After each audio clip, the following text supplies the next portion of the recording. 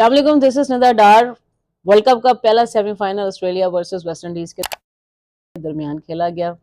Australia final में ऐसे गया जैसे कोई फैन ऑटोग्राफ मांगने आया हो और सेलिब्रिटी ने साइन किया हो और उस फाइनल में चला गया। आई मीन ऑस्ट्रेलिया ने पहले टॉस जीत के बॉलिंग करने का फैसला किया। वेस्ट इंडीज ने 3 ओवर्स तक अपना स्टार्ट तो बड़ा अच्छा किया, लेकिन उसके बाद उनका मोमेंटम शिफ्ट हो गया।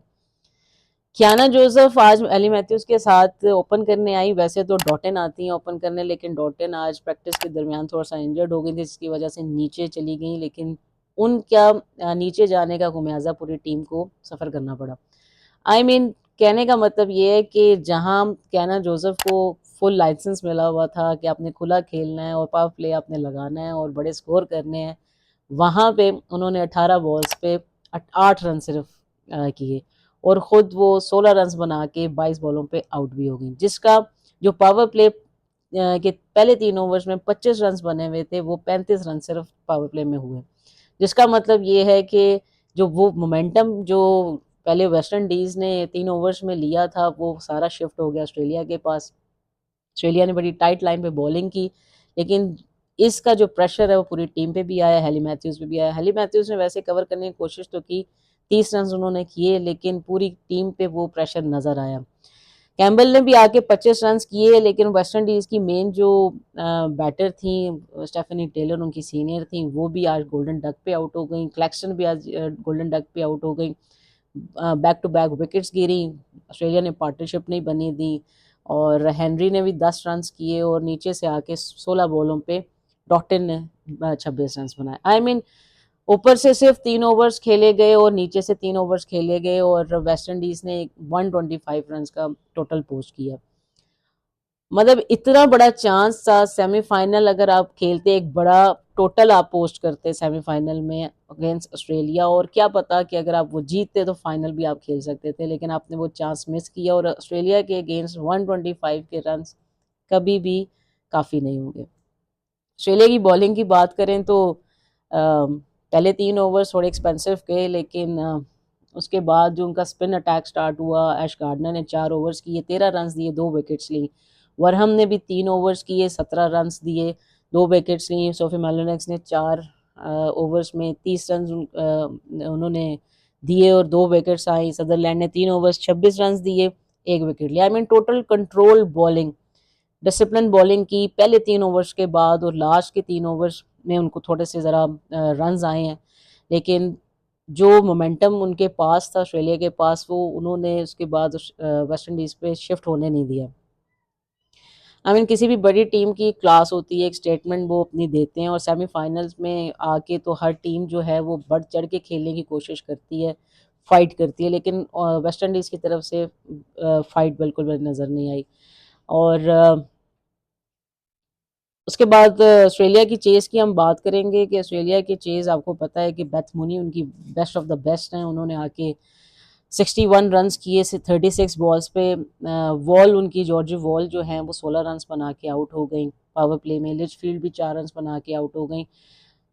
लेकिन सबसे बड़ी बात ये कि मोमेंटम उन्होंने किसी भी टाइम वेस्ट इंडीज़ की तरफ जाने भी नहीं दिया और उन्होंने स्ट्राइक रेट और अपने जो पावर प्ले के जो रन्स थे, रन रेट था, उन्होंने 9.5 रन से नीचे आने भी नहीं दिया। आई मीन पावर प्ले में उनके 63 फॉर 2 थे, लेकिन किसी भी टाइम उन्होंने रन रेट पे सरवाइव नहीं किया, कोई सेक्रीफाइस नहीं किया कि 2 विकेट्स आपकी गिर गई हैं, लेकिन फिर भी पावर प्ले उन्होंने वैसे ही खेला। आई मीन इस तरह की जो बड़ी टीम्स होती हैं वो एक स्टेटमेंट शो करती हैं और बड़ी टीम जो है वो थ्रू प्रोसेस हर चीज़ कर रही होती हैं और जो उस टीम की रिक्वायरमेंट होती है उस रिक्वायरमेंट पे पूरा उतरती है। इसके साथ अगर मैं बात करूं तो आज पेरी आई थी, उन्होंने वो रिटायर्ड हर्ट हो गई। शायद वो 7 बॉलों पे 2 रन उन्होंने किए और रिटायर्ड हर्ट होने की वजह वैसे तो बताई गई है कि बैक स्टिफ थी, लेकिन मुझे इनके प्रोसेस का पता है कि इनको जब भी छोटा टोटल मिलता है 120, 25, 30, 35 के करीब, तो ये 12 से 13 ओवर्स में कवर करने की कोशिश करते हैं और चेज़ कर लेते हैं।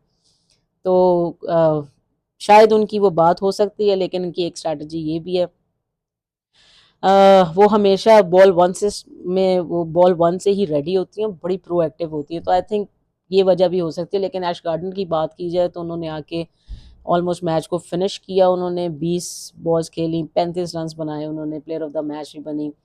13 ओवर में उन्होंने मैच ख़त्म कर दिया था, 7 ओवर्स पीछे पड़े हुए थे और आराम से ऑस्ट्रेलिया फाइनल में चला गया। वेस्ट इंडीज़ की बॉलिंग की बात करें तो मैथ्यूज ने 1 विकेट ली, 23 रन दिए। हेनरी ने 1 विकेट ली, 20 रन दिए। क्लेक्सटर ने एक ही ओवर किया, 18 रन दिए। आई मीन स्पिनर्स भी उनके नहीं चले, कोई बॉलर्स भी उन्होंने कोई कंट्रोल ऐसा नहीं किया और रन्स भी उनको पड़े। और 125 रन्स वैसे भी बहुत थोड़े थे अगेंस्ट ऑस्ट्रेलिया, लेकिन वो ये रन्स भी डिफेंड नहीं कर सकते थे। ऑस्ट्रेलिया के अगेंस्ट 125 रन्स को डिफेंड करना वैसे भी बहुत मुश्किल है। ऑस्ट्रेलिया क्वालिफाई कर गया 8वीं दफ़ा T20 वर्ल्ड कप को फाइनल्स के लिए और 6 दफ़ा सेमीफाइनल में मैच हार गए हैं वेस्ट इंडीज़ वर्ल्ड कप में। तो आई थिंक ये बहुत बड़ी बहुत मार्जिनल विक्ट्री थी वैसे भी, लेकिन एक गैप भी आपको नज़र आया। और पहला सेमीफाइनल था, लेकिन उस सेमीफाइनल का वैसा मज़ा नहीं आया जो आना चाहिए था। एनीवेज अब अगले सेमीफाइनल के लिए हम वेट करेंगे। साउथ अफ्रीका वर्सेस इंग्लैंड है, बहुत अच्छा मैच होगा। इंशाल्लाह हमें भी दूसरा सेमीफाइनल देखने का मौका मिलेगा और इंशाल्लाह हम उसकी भी वीडियो आपसे शेयर करते रहेंगे। तो तब तक के लिए अल्लाह हाफिज़।